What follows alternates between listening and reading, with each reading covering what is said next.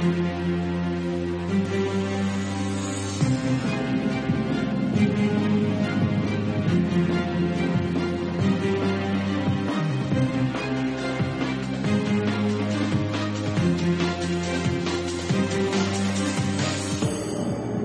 now, ladies and gentlemen, Binnall of America Audio with your host, Tim Binnall. Hello out there, my friends. This is Tim Binnall of BinnallofAmerica.com with another edition of Binnall of America Audio.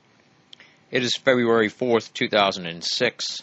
This week we have Colm Kelleher, co-author of Hunt for the Skinwalker, one of the most talked about books of the holiday season. Hunt for the Skinwalker tears the lid off the NIDS Skinwalker Ranch in Utah and takes us inside what was going on at the Skinwalker Ranch all these years, and has some just amazing and chilling stories about some of the phenomena that were occurring at the Skinwalker Ranch while NIDS was doing its research. A little bit about Colm Kelleher, for those of you unfamiliar with him. He is a senior research scientist with a 20-year career in cell and molecular biology. Following his PhD in biochemistry from the University of Dublin Trinity College in 1983, Dr. Kelleher worked at Canada's flagship Ontario Cancer Institute, the Terry Fox Laboratory at the British Columbia Cancer Research Centre in Vancouver, and the National Jewish Centre for Immunology and Respiratory Medicine in Denver. More recently, Dr. Kelleher served as research director for Bigelow Aerospace in Las Vegas and as administrator for one of its subsidiaries, Space Sciences, Inc. Dr. Kelleher also acted as team leader and project manager for the National Institute for Discovery Science, NIDS. Currently, Dr. Kelleher is the director of labs for a biotechnology firm in San Francisco. He has authored 38 peer-reviewed publications in molecular biology, immunology, biochemistry, and virology, as well as articles in popular magazines such as Omni. His websites are colmkelleher.com, that's COLMKELLEHER.com, and huntfortheskinwalker.com is the website for the book. Let me spell that for you. It's HUNTFORTHESKINWALKER.com, and that's the website where you can find more information about the book he co-authored with George Knapp called Hunt for the Skinwalker. And that's what we're here to discuss this week. During the course of the interview, Colm's dog was making some noise in the background, so eventually that stopped. But in case you hear what sounds like a weird noise in the background, that's the dog. Don't worry, everything's cool. This interview was conducted on January 21st, 2006. Colm Kelleher on Binnall of America Audio. Ladies and gentlemen, welcome to another edition of Binnall of America Audio. My guest this week is Colm Kelleher. He is the co-author of Hunt for the Skinwalker, about the NIDS Ranch in Utah, and he was the project manager and team leader at a private research institute at National Institute of Discovery Sciences, which is NIDS. And he's also well known in esoteric circles for his Mad Cow and CJD research and the book Brain Trust. And he has a PhD in biochemistry, and he is the guest this week on Binnall of America Audio. Welcome to the show, Colm. Great to be here, Tim. Why don't you just give me a little brief bio on how you ended up at NIDS? Well, my background, as you mentioned, is in biochemistry. I was working in a institute in immunology in Denver, Colorado in 1996 when I saw what I thought was a very interesting ad for research managers in a new institute that was published in Science magazine, which is one of the premier science journals. And the ad was specifically looking for people who were willing to research the origin and evolution of consciousness in the universe. Now, how often do you see an ad like that in Science magazine? So obviously I was intrigued enough to answer the ad. At the same time, as an immunologist, I've always been interested in the effects on the immune system of altered states and different stress levels on the immune system, as well as physiology in general. So when I heard about this new organization called the National Institute for Discovery Science, obviously I applied and I was successful. So I moved from Denver to Las Vegas in 1996 to begin working as a research manager at the National Institute for Discovery Science. And it was a very, very unusual organization in that it was specifically formed in order to study the quote-unquote paranormal or anomalies, which included UFO sightings, cattle mutilations, and the usual cast of characters in paranormal phenomena. And what was different about NIDS was that it was fully funded by Robert Bigelow, who was the CEO of an aerospace company and also a real estate entrepreneur in Las Vegas. So he hired a bunch of professional scientists as well as a science advisory board, which had a lot of expertise in different topics, including physics, chemistry, biology. There were medical people on board. There was psychology people, computer science experts, and forensics. And all of these people were mainstream scientists who worked in government labs and academia. So National Institute for Discovery Science had both full-time scientists on its staff as well as a very well-qualified science advisory board. So it was not the kind of usual investigation of paranormal phenomena that people talk about. In other words, people doing it on their own time on weekends or during the evenings kind of thing.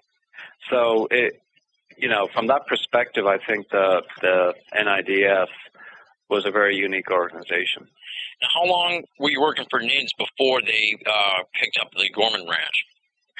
It was very quick, actually, because the Gorman Ranch began to sort of filter out into the media in summer of '96. I joined in August of '96, so there was a very short period between joining and actually getting involved on the ranch. My first trip to the ranch was in September '96, so it was very fast, actually. Okay, and let me just do a little background here on the book, because the book is about the ranch, the infamous NIDS Ranch, that many in esoterica have heard about and talked about for so long, and finally the book has come out. It's one of the most talked about books of the holiday season, and now everybody, I hope, has either picked it up and read it, or is going out and getting it after this interview, or they're going to shut off the interview and buy it and read it and then listen to the interview. But it's definitely, you got to check out this book. It was awesome. I loved it. And it's about this ranch. First, this family moves there. All kinds of crazy stuff happens. Giant wolves, UFOs, Bigfoot-type sighting things, just poltergeist-type activity, crazy stuff. They eventually can't take it anymore. They move out. The NIDS, the National Institute for Discovery Science, buys the ranch, and they install these fine folks, these scientists, of whom Colm was one of. Is that pretty much the gist of the story? Yeah, that's correct. The family, I think, we're at the stage of mental and physical exhaustion by summer of 1996. And so they started reaching out for help, and word got out into the media, and we heard about it in July or so of 1996. Now, at this stage, the family had been on the property for about 20 months, which is a very short time. But during that period, out of a herd of 80 cattle, which was their livelihood, they bred high-end cattle, like Black Simmentals, Black Angus. Out of a herd of 80 cattle, they had either lost, disappeared, or had been killed 14 animals. So a normal attrition rate for this kind of an operation was one animal per year. But 14 animals had disappeared or been killed in 20 months, and they were essentially economically bankrupt. At the same time, they had been exposed to almost daily or weekly extremely stressful events that they could not explain.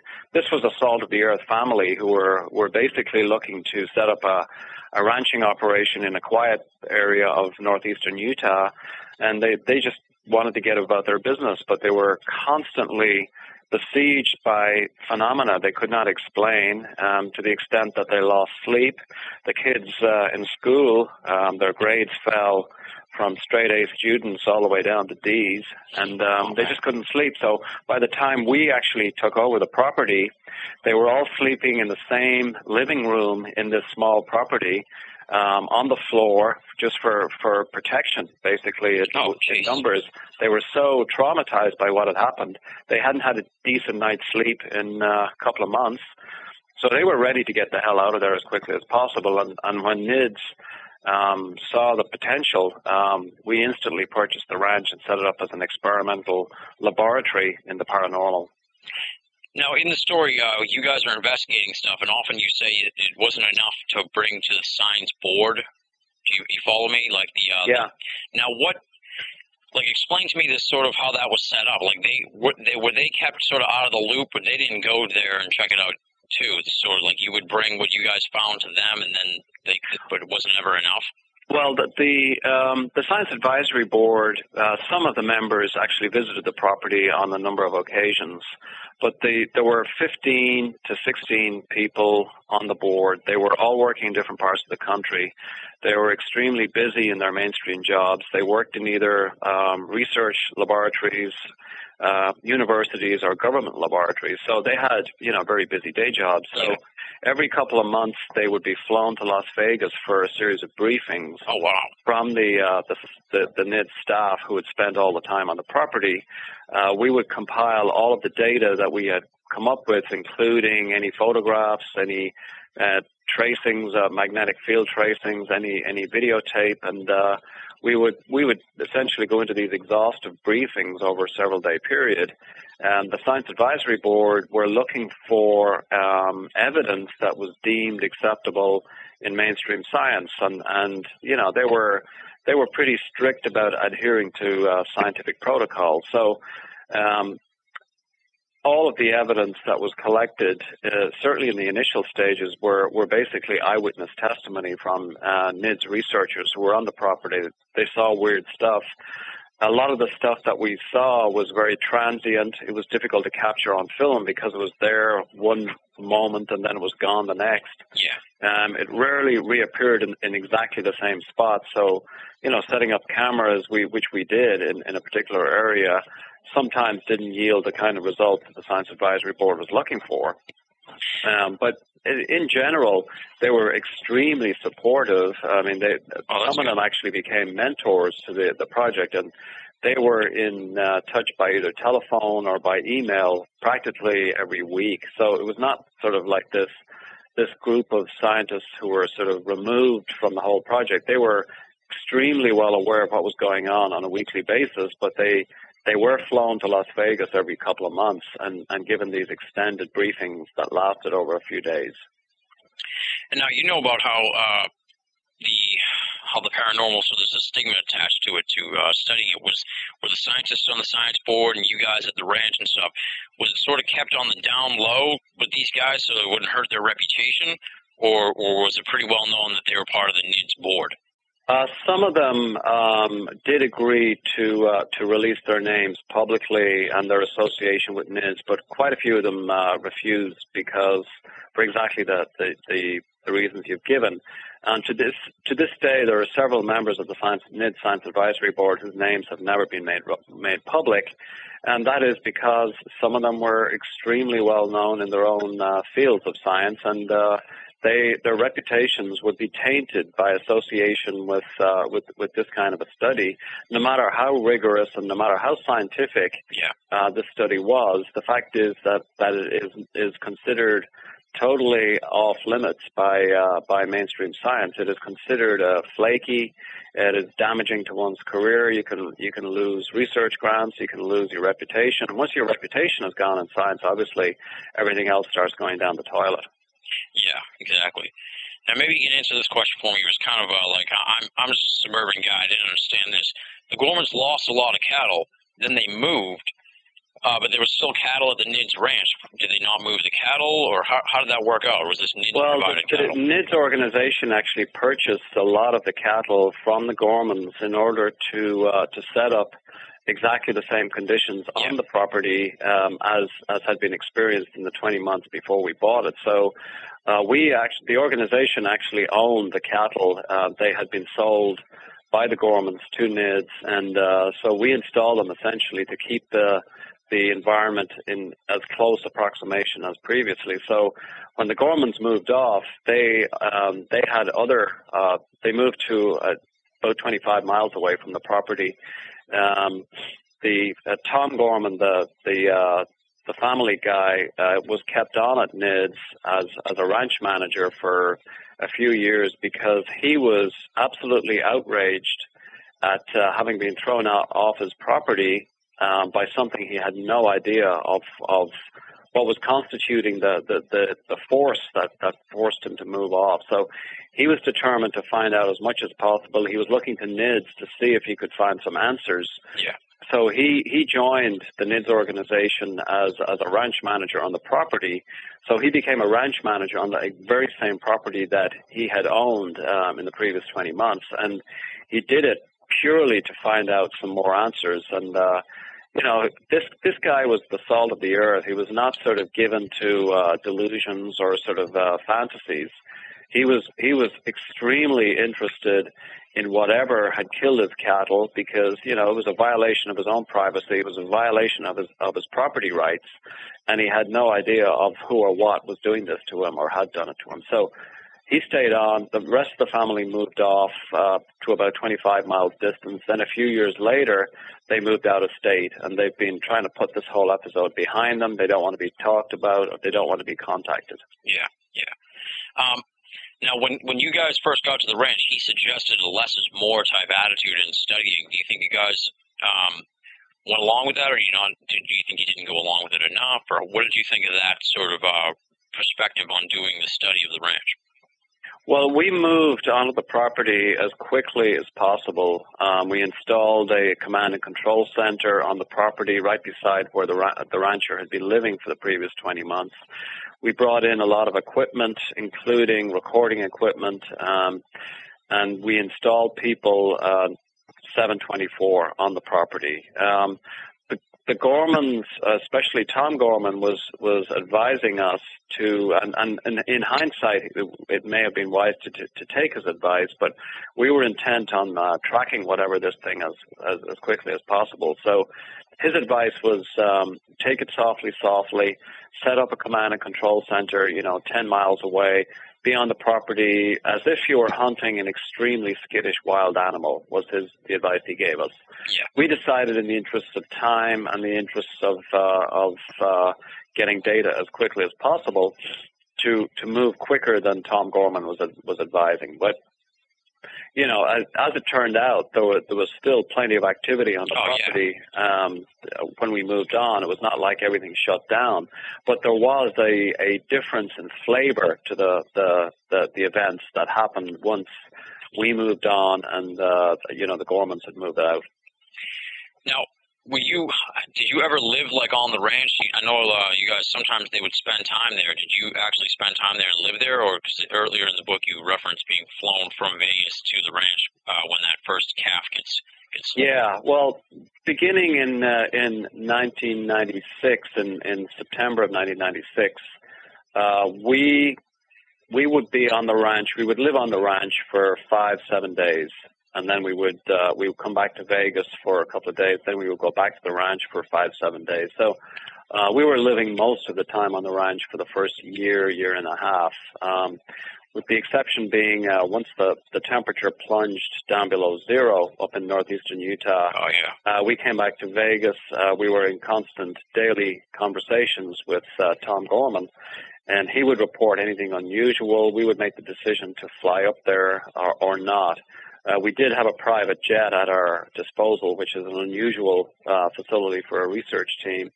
And, as you mentioned, in March of 1997, we were actually on the point of going up there anyway when we got the call that an 84-pound calf had been dismembered in broad daylight on the property. So we got on the private jet. We moved up to Utah. We were standing over the animal within literally 4 to 5 hours of the phone call, and the animal was lying on the grass with its all 4 legs spread eagled on the grass. All of the internal organs were gone. The ribs had been cut open, and everything was the entire body cavity was empty. There was not a drop of blood on the animal or underneath the animal, and this had all happened a few hours previously when Tom Gorman and his wife were tagging these newly born calves. They had just tagged this particular animal, moved down the property about 300 yards to tag another animal, when they noticed the dog that was with them began behaving kind of strangely. Yeah. So they went back to investigate the source of the dog's discomfort, and they found this calf they had just tagged 45 minutes earlier. And remember, this is like 11 o'clock in the morning. This was a bright, sunny day. Everything looked peaceful, except for the fact that this calf that they had tagged previously had been completely dismembered in broad daylight with no sound. These two people were only 300 yards away. Both had excellent hearing. Both had excellent eyesight. They didn't see or hear a thing. So we had a veterinarian as part of the research team who instantly started conducting a necropsy on the dead calf. First thing he noticed was that the ear, which had carried this new ear tag, had been sliced off to the skull, and his initial impressions was a sharp instrument had been used. But he took samples anyway. He sent those samples to three different independent veterinary pathology labs who confirmed his initial observation that sharp instruments had been used on this ear. There was also one of the femur bones had been forcibly ripped out of the animal and was lying on the grass about 10 feet away from the animal when we discovered it. We packaged this bone off, sent it to one of the top forensic laboratories in the country, who came back then later saying that two separate, different sharp instruments had been used on this bone. One a heavy machete instrument and the other like a light, like tweezers, scissors kind of instrument. So there was strong evidence that this animal certainly had been killed in association with sharp instruments. The cause of death was not immediately known, except the animal had been totally dismembered. And the fact that there was not a single drop of blood on the animal or underneath the animal was really spooky to look at, because this animal should have had between 2 and 3 liters of blood. Oh, yeah. If you slash an animal's throat, there's blood everywhere, when you're killing them. And to have this done completely silently in the presence of a couple of very alert people 300 yards away is even more spooky. So we got the services of a professional tracker on the spot to start looking for tracks. He spent the next several days quartering the property within a quarter to half a mile radius of this dead animal, and found pretty well no tracks, no evidence whatsoever. And this guy makes a living from tracking, so it's not like this was the first time he was doing this, and there was no tracks whatsoever. So whatever happened in terms of this 84-pound calf was a pretty unique method of killing. It showed signs of tremendous force. In other words, it does take a lot of force to rip the femur away from the ball and socket joint, tear all the ligaments from the femur of even a newborn calf, and lay it on the grass. And the way the animal had been laid on the grass also was very unusual. That it was obviously placed there, carefully placed there. It was not thrown there in a heap of bones and flesh. It was carefully placed there with all 4 legs spreading to different points of the compass. It was obviously very carefully done, whatever that operation or whoever did that operation. So the forensic analysis definitely tied it to sharp instruments. So this was not a predator attack. It was a very skillful operation carried out by people who were fairly well acquainted with surgery. Now, one thing that stood out for me when I was reading the book was sort of the theme of digging, because when the Gormans first bought the ranch and the property in the sale, it was that they couldn't dig without prior permission or something like that. Yeah. And then later you say you guys consulted some remote viewers, and they said there was something under the ground. And then later you said you guys dug into the ground at some point, and it seemed to cause some UFOs to come around. How extensive did you guys investigate that aspect of the ranch? Well, we actually imported a big Caterpillar digger up onto the property. Yeah. And we used that to periodically dig these large trenches on the property, because the Gorman family had told us a series of anecdotes when they started changing the overall topography, that they found that it seemed to be a signal for an increase in intensity of this activity. So we decided to see if we could stimulate the activity, because it was very, very difficult to capture anything on the fly, so to speak, because we never knew when or where anything would erupt or what kind of incidents would happen. So we decided to try to be more proactive. So we started digging on the property, large 50-yard long trenches, this kind of thing, alter the topography. And in several cases, within, say, 72, 96 hours, neighbors would begin reporting increases in activity. We never actually captured the activity, the so-called quote-unquote response to digging on the property, but we did find that it did seem to elicit some kind of a reaction, albeit a delayed reaction. But we were never able to capture the evidence of that reaction on, in a way that the Science Advisory Board found acceptable. Yeah. Now, during all this time you guys were at the ranch, because of the original publicity for the Gormans, it became quite a hotbed of rumors in the esoteric world. What did you think about that at the time? And were you hearing from people in, ufology and cryptozoology and various fields trying to get information on what was going on there? Yeah, we were getting I'd say weekly to monthly communications from all of the above, people who wanted to get on the property, people who had heard about what the Gorman family had been through. They had heard about NIDS purchasing the property, because that made the media also. That there was a couple of newspaper stories about it. So it became notorious very quickly, and we decided to try to professionalize this investigation by basically clamping down on publicity and try to set this area up as a laboratory of the paranormal, install equipment, install personnel, and do scientific research without being disturbed by people who are trying to encroach on the property, people who are trying to get on the property for whatever reason. So the idea was that if and when anything materialized in terms of scientific validity from this investigation on the property, then we'd be in a position to publish it, we'd be in a position to talk about it. But before that, we had no intention of publicizing what we were doing, and that's, in our view, still a legitimate way to conduct science.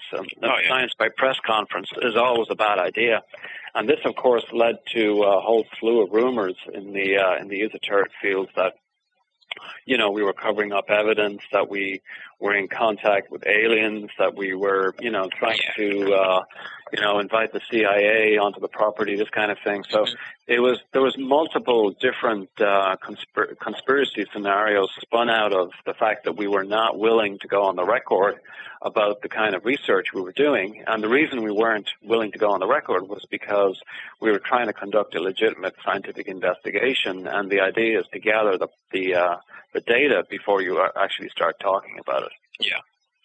Yes. Did you have a lot of incidents where people trying to break into the ranch, or was it pretty after a while, people knew not to bother with Area 51 type situations? Well, we had constant surveillance of the property perimeters, and actually that surveillance continues to this day. So it was it was always monitored. There were people always there, and there still are. So, I mean, it was difficult for people to encroach on the property, even though some people did try. Yeah.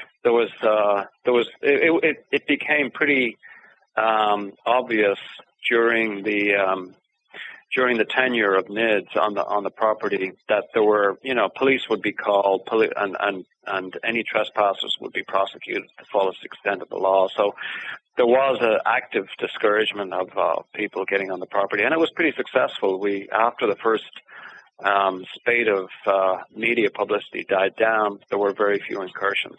Well, that's good.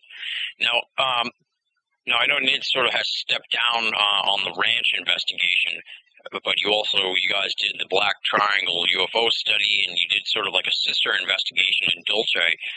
What other sort of studies have you guys done that you can talk about, or anything like that?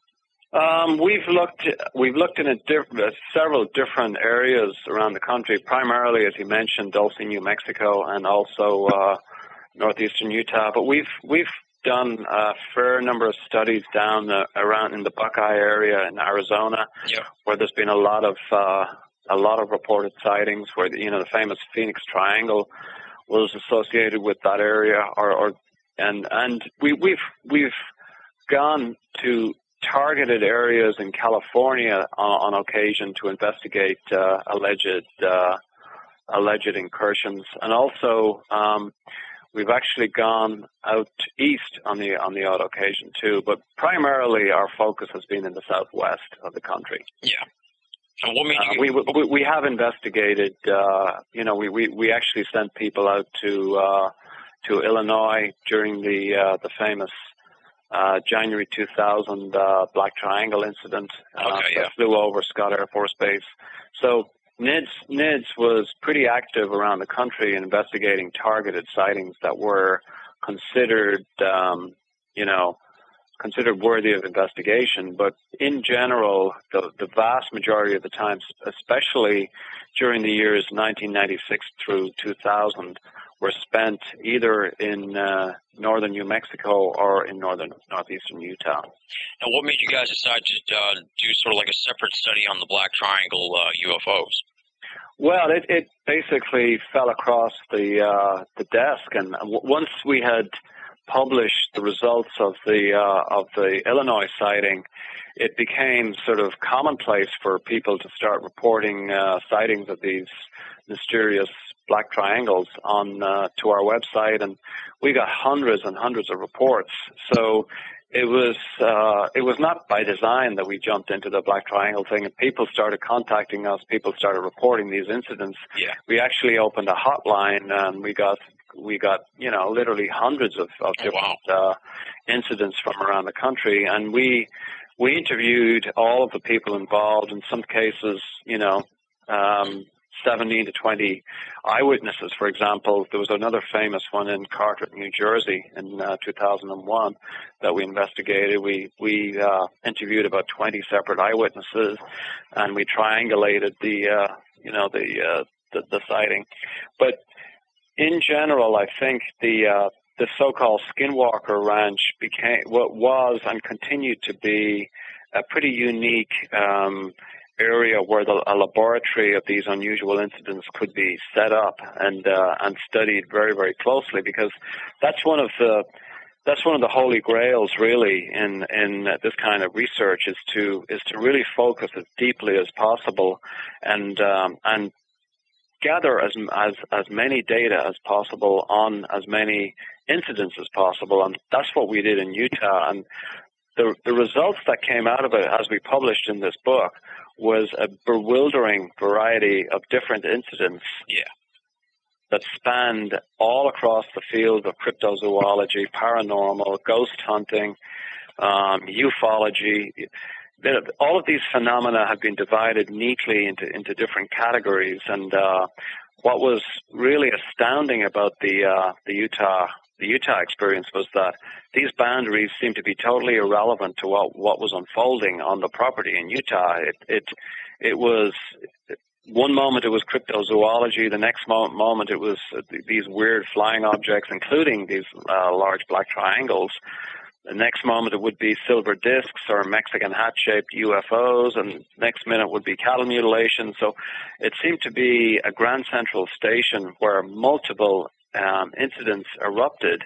And as we mentioned in the book, there's been a traditional sort of separation between these disciplines. Cryptozoologists don't usually study UFOs, and nuts and bolts ufologists don't usually study Bigfoot, and ghost hunters tend to keep their distance, and people who were into discarnate voices and hauntings and poltergeist activity tend to view the whole UFO subject with disdain. And so there's these multiple camps in these esoteric areas that are completely separate. But the Utah Ranch, the so-called Skinwalker Ranch, had the effect of uniting all of these. And we were in a position of having either to throw out the data or else include all of the data. And we were determined to keep an open mind on this whole project and to recount, to document all of these incidents as closely as possible and not throw anything out because they didn't fit into a particular pigeonhole. Just because in exactly the same area of the property a flying object had been witnessed a week before, where this week there was a dead cow that had obviously been sliced up, then was there a connection between these two incidents? We have no way of knowing, but there was certainly a geographical connection in that they had happened right on the same spot in the same area of the property. We still have no idea of whether or not there was a temporal or a cause and effect connection between these kinds of disparate incidents, or was it some kind of an attractor, sort of a geographical attractor for whatever reason this particular property was attracting all this weird stuff. I should also mention that this ranch is located in an area of northeastern Utah that has had at least a 50-year history, possibly even longer, of a whole variety of bizarre flying object incidents, UFO incidents going back to about 1950, 1951. The reason we know that is that way back at that time, the local science teacher in the local high school began to collect the reports that were coming in from the local population, and he had sufficient credibility in the local community that he was able to collect these incidents and keep confidentiality. So he accumulated over the years hundreds and hundreds of high quality reports. And the ranch is located exactly in the center of that whole area that had been subject to all this weird activity since the early 1950s. Now, whether or not the incidents that were happening on the ranch were a good snapshot of the incidents that were happening elsewhere, we don't know, because we know that this retired school teacher had collected so many different incidents over time that he began to skew the collection method towards only the most spectacular sightings of flying objects, because his feeling was he could spend all day, every day, interviewing people regarding all of the different weird things that had happened to them in this area of Utah. He decided to skew his investigation only towards the most spectacular, multiple incident sightings of UFOs. So a lot of the stuff that had happened on the property had also happened in different areas of Utah, but it just simply were not reported. Now, like you just spoke to the sociological aspects of the different sects of research in esoterica, and that sort of speaks to the only real skeptical argument I've heard from anyone is that they sort of just shut down when they hear about all the incidents, and they say that's too much for one thing. Right. Have you heard that sort of argument from people before? Definitely, yes, and it's curious because it really, I think,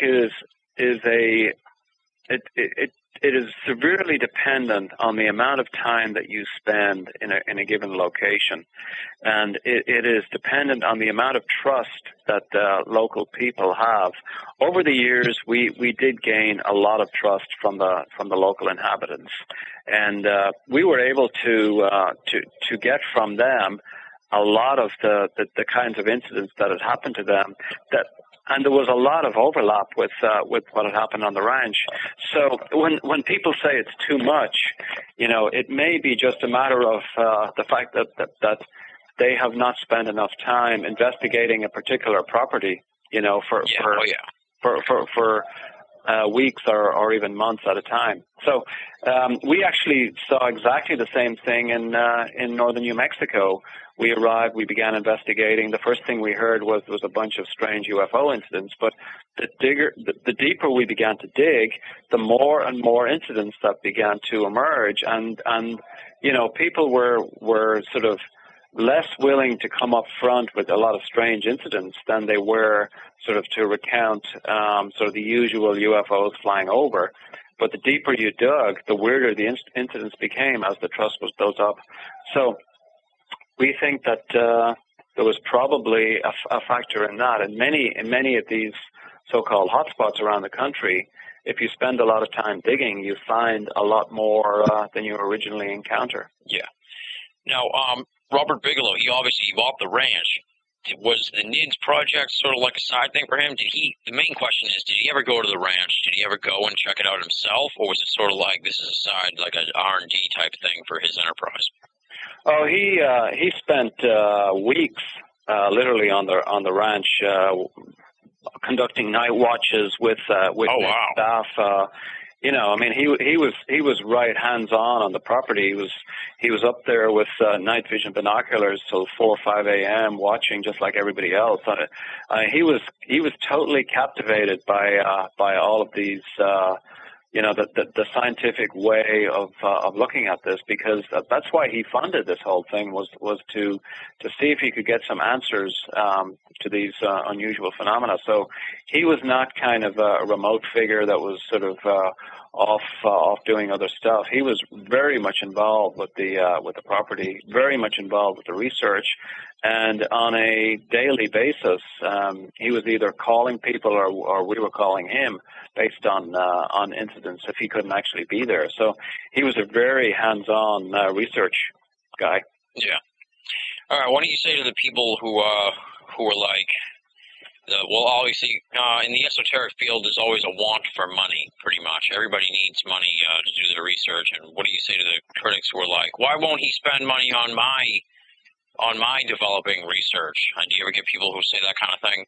Well, we got numerous, applications for funding from everybody from the SETI people, the so-called Search for Extraterrestrial Intelligence people. We got almost weekly requests for various funding of various projects, and what we did in response to some of these requests was we actually did investigate some of these, but on NIDS terms. In other words, Robert Bigelow did fund some of these research projects, but NIDS had to be involved in the research because we weren't just going to throw money at at these kinds of idle sort of requests for money without making absolutely sure that there was a good business case to be made in terms of return on investment. That may sound sort of harshly businesslike, but NIDS was run completely professionally as a business organization. Individual time was accounted for, individual effort was accounted for. So there was none of this kind of let's throw $10,000 at this person who wants to, set up some kind of a monitoring station somewhere. If we were going to be involved, certainly financially, we were going to be involved physically too. Yeah. Now, as you allude to in the book, the activity at the ranch sort of tapered down. Is that what factored in you guys' decision to release the book now? Because, like you said before, you weren't really interested in publicity, and now, obviously, with this book, you're going to have to pay extra for security up there. Well, the main driver for actually publicizing this was George Knapp, who co-wrote the book. Yeah. Because in 2002, he's had a long-standing relationship with Robert Bigelow that even precedes the formation of NIDS. And so what he wanted to do was to go on the record, if possible, with some of the incidents on the property. And in 2002, and we agreed to it because we thought it would be a good way of finding out from the feedback to this publicity the numbers of other hotspots around the country. Oh, yeah. Indeed, around the world. So we did it with our eyes open, knowing that there would be an increase in publicity, which is exactly what happened. So we got a lot of feedback. George Knapp wrote 2 articles in the local Las Vegas newspaper that, they were called Path of the Skinwalker, and they really went around the world, literally went around the world. Our website was getting, thousands of hits from all around the world. So subsequent to that, George was the main driver in saying, and Robert Bigelow did agree to this, that some of the events could be described in book form. And this is really a sort of a personal narrative of my time and George's investigative time on this property over the span of the research project. Now, NIDS does still exist. It is on ice, but if there is any major resurgence in the kinds of activity that we were exposed to in 1996 and 1997, 98. Then new people would be hired and the whole thing would be revived. But the property still exists. It is still ongoing activity at a much lower level. But and it is still under surveillance. So the same thing applies to people who are thinking of encroaching on the property as it did back in 1996, 1997. They are not welcome. You heard that, people. Don't show up there. You said the point of the book was to get feedback. So far, obviously, the book's only been out for like 2 months, maybe 3 months now. What would you say about the feedback you've gotten so far? How's it shaped up? Well, the feedback has been enormous, actually. It's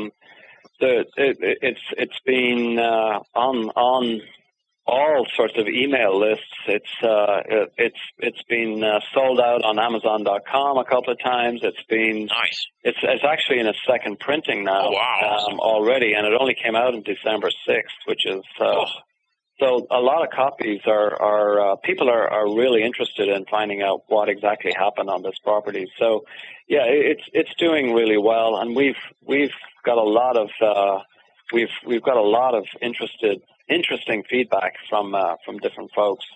Now, there's a lot of people who are talking about similar incidents that have happened, and it's becoming really obvious that the ranch may not be as unique as people have talked about. Yeah. Now, at the end of the book, you go through a variety of scenarios that may have been the source of the activity of the ranch. Where you sort of lean yourself personally? What do you think? Interdimensional type of situation?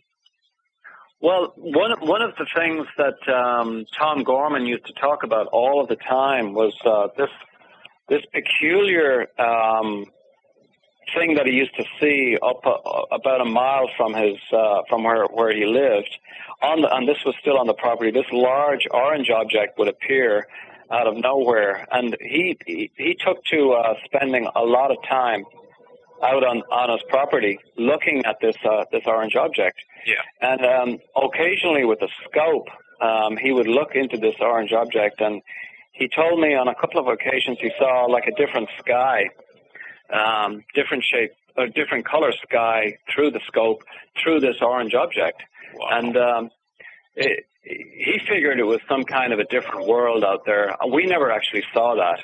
We only saw the different phenomena. As I mentioned, the Gorman looking through the scope, this rifle scope at what was in the orange hole.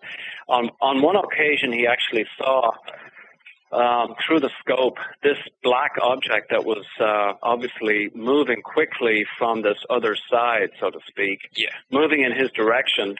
He could see it against the clear blue sky, and as it moved in his direction, it was getting bigger and bigger, and it was moving extremely quickly.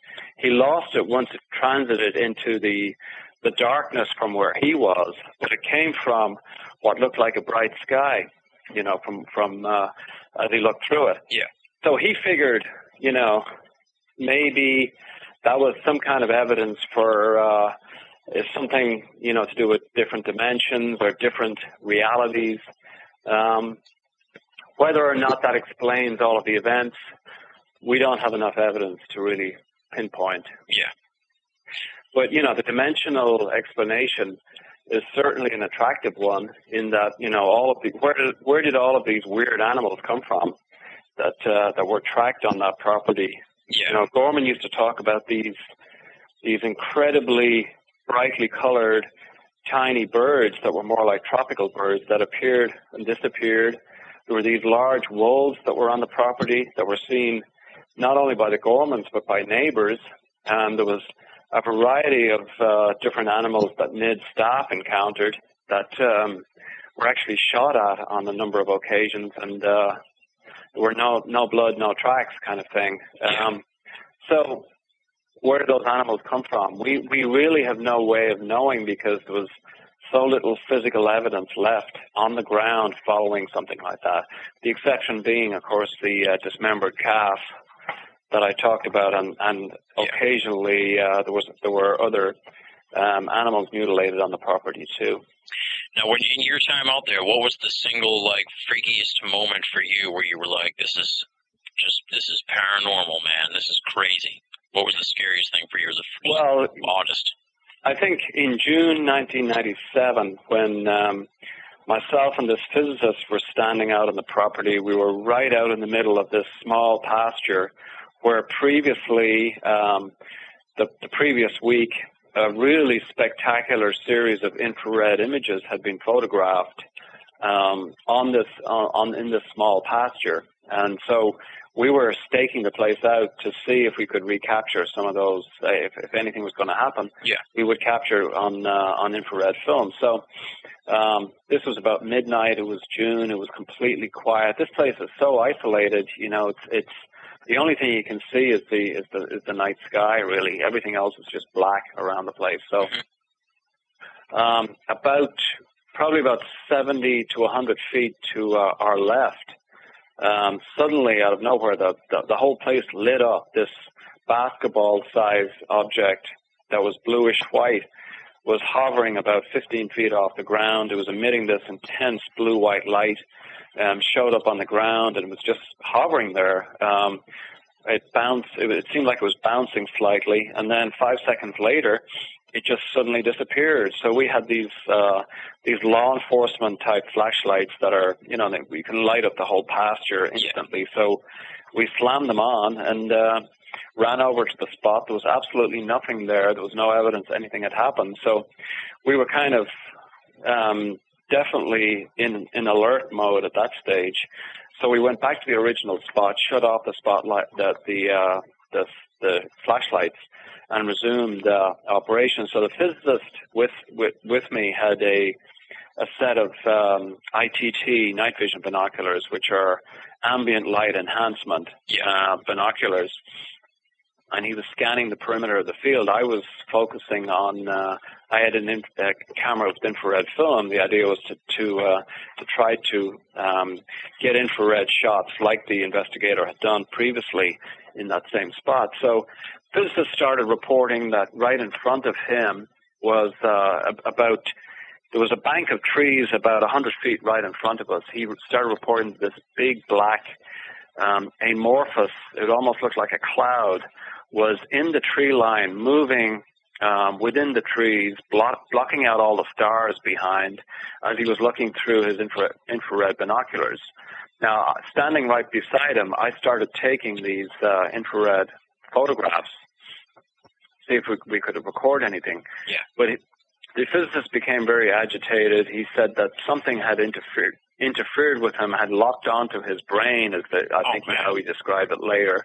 But that some voice was telling him that he was being watched, or we were being watched. So remember, this was out in the black of night. We were sort of standing totally defenseless with whatever was in the darkness 100 feet ahead, basically informing this NASA physicist who was, the guy was not prone to fantasy, that he was being watched. Naturally, he started getting very agitated. So he then reported this thing moving through the trees slowly. It began to collapse in on itself, is the way he described it, and gradually just kind of vanished. So during that whole period, I was taking these long exposure infrared photographs, and eventually, when we developed the film, there was very, very little you could see on the phone. Certainly nothing you could really analyze with any confidence. So that was one of the incidents, because it really sort of drove it home how completely defenseless we were out there in the middle of nowhere. We did obviously have a system of backup if there was any real trouble, but it was definitely a spooky incident. Now, did you find, you lived through that situation and everything, but did you find it frustrating then when you tried to to produce some kind of evidence, but it was never really forthcoming? But you experienced it. You know what's going on there. So is it frustrating? Well, we found it obviously very frustrating because the basic premise of a scientific investigation is to gather evidence and gather evidence that's reproducible. So when you're in a situation where none of the variables are controlled, when you have no way of being at the right place at the right time, you've no way of controlling any part of the experiment, you're basically at the mercy of something that is out there. You've no idea what it is. So that part of the whole investigative process became very frustrating, because we were as the book title says, Hunt for the Skinwalker, we were hunting something. We didn't know what it was. We knew that it had terrorized this family for 20 months. We knew that all of these incidents were happening on our watch. You know, we were constantly chasing something that was ephemeral. It was transient. It was, you know, that we could not get our teeth into it. It always seemed to be one step ahead of us, and it displayed some parts of this whole trickster mentality or trickster, category that a lot of the Native Americans talk about, and in that it is totally unexpected. It is never predictable, and it's almost, we got the feeling at times that it was almost toying with us.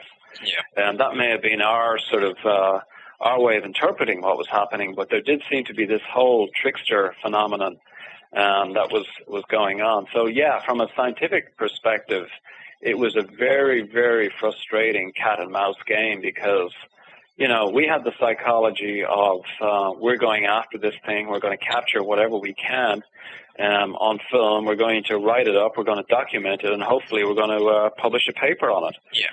So, I mean, that was our perspective, and this, whatever this was on the property was not cooperating in any way. Now, I'm always interested in what the perspective of the people who are featured in a book, like after it comes out. Did Tom Gorman or his wife or his kids or anything, did they read the book? Have you heard from them post-publication of Hunt for the Skinwalker?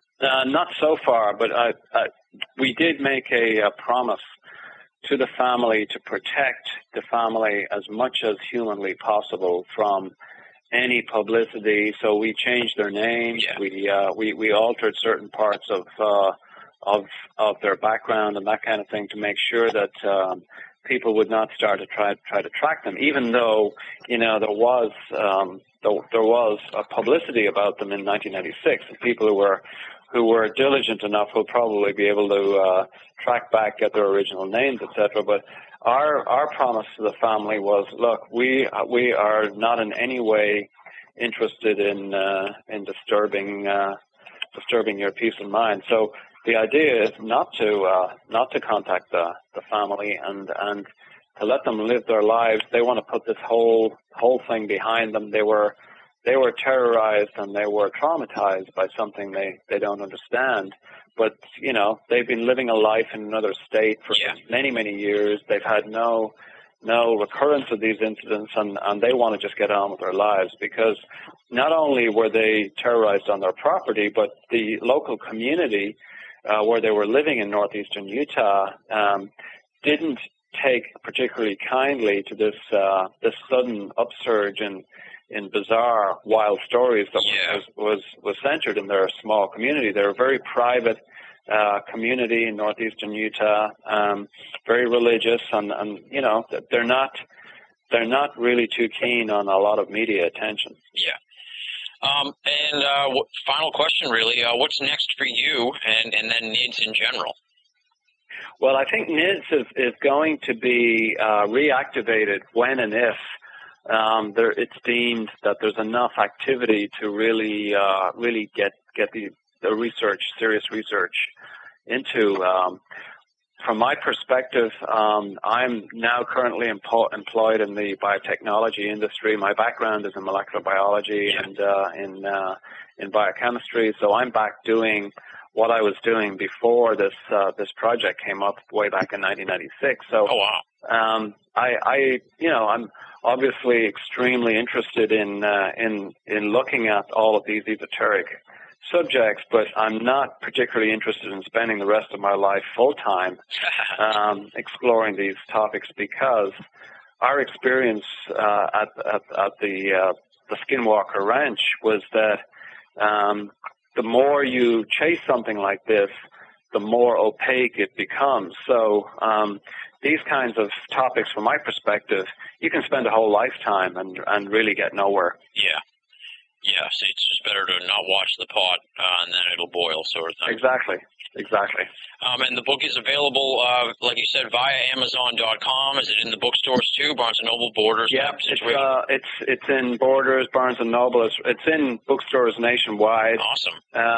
In many cases, as I mentioned, it's been sold out. So if it's not there when you go there, you can certainly order it. Yeah. Amazon.com. There's also our website, huntfortheskinwalker.com, which is, it's got some added information there, and also some of the photographs, that kind of thing from the property. So it's an interesting read. Yeah, I highly recommend it. It was a really good book. I enjoyed it a lot. I whipped right through it like in 3 or 4 days, and it's just chilling at times. It's frightening. It's exciting. It's like you said, it's a hunt, and you're sort of in on the hunt. And I really enjoyed it a lot. I highly recommend it. I have a feeling many of the listeners have already read the book because everybody was talking about it since December when it came out, and hopefully those who are sitting on their duff will have gone out and picked it up and check it out. And do you have an additional website that you want me to mention? I do have the website on the Mad Cow Brain Trust book, which is www.colmkelleher.com, COLMKELLEHER. And you going to do any more Mad Cow stuff in the future, you think? Yeah, I'm very interested in this whole subject, and I think as time goes on, and this whole link between chronic wasting disease and humans eating potentially contaminated venison is an additional layer of complexity onto the mad cow situation that already is here in North America. So I'll be keeping a close eye on that too. Awesome. Maybe in the future I can have you back and we'll talk about that. Thank you very much, Colm Kelleher, for appearing on Binnall of America Audio. It was a great interview, and I appreciated you giving me the time to talk about the book. The book is Hunt for the Skinwalker. As he said, it's available nationwide. Pick it up, read it. You're going to love it. Colm Kelleher, thank you very much. You're very welcome. Glad to be here. That does it for this week's edition of Binnall of America Audio. I want to thank Colm Kelleher for stopping by and being on the show. You can find out more information on Colm Kelleher at www.colmkelleher.com. That's COLMKELLEHER.com. And you can find more information about the book at www.huntfortheskinwalker.com. And that's HUNTFORTHESKINWALKER.com. Big thanks to Leslie and Chiron of BinnallofAmerica.com for your help and support with the audio series, and big thanks to R. Lee of BinnallofAmerica.com, one of our newest columnists. She's been on board for about 6 weeks or so here at BinnallofAmerica.com, and she's been a great help with the audio series as well, so thank you, R. Lee. And, of course, I want to thank all the great listeners out there who have found us worldwide. I'm getting emails from all over the world. It's really amazing, and I'm seeing links to Binnall of America Audio posted all over the internet, and it's just amazing, and I really appreciate it. You can find daily updates, sometimes twice a day, on rare occasions 3 times a day, updates at BinnallofAmerica.com. Columnists, Leslie, Chiron, R. Lee, they put out weekly columns. They are amazing stuff. You've got to check those out. I, of course, write the Binnall Report and a couple other columns and feature articles at BinnallofAmerica.com. If you are just discovering us, definitely check out the website. If you have been a frequent listener and you haven't had a chance to check out BinnallofAmerica.com, please do so. You will love it, I'm sure. And that you can find at www.binnallofamerica.com. I would be remiss in not mentioning that we have a PayPal button up for donations for folks who want to throw some change in the bucket and help Binnall of America Audio keep rolling on down the line. You can click the PayPal button, you can make a donation, and it would help offset some of the expenses that we incur as we produce this remarkable audio series that you have come to know as Binnall of America Audio. Next week, we've got Steve Bassett. He's the founder of the Paradigm Research Group, founder of the X Conference. He's a lobbyist on the UFO issue. He ran for Congress in 2002 on the UFO ticket. He is a key figure in the disclosure movement now. He will be on Binnall of America Audio to talk about the Paradigm Research Group, being a lobbyist on the UFO issue, his 2002 Congress run on the UFO ticket. We're going to talk all about that. We're going to talk about the X conference, what it's like to set it up, the business aspects of it. We're going to talk about the big stories in exopolitics for 2005, the Hellier story, the Brazilian disclosure story, some of the India Daily stories, that strange trend coming out of India, and tons more, and that's just the first installment. This is a massive interview, spanned over 3 hours. It'll be broken up into 2 weeks, as we do for our big ones. Next week, we'll be talking about all that stuff I just talked about. In 2 weeks, even more stuff. I'll preview that next week. It's going to be Steve Bassett next week on Binnall of America Audio, February 11th, 2006. Until you hear from me then, thanks for listening, folks. This is Tim Binnall, signing off.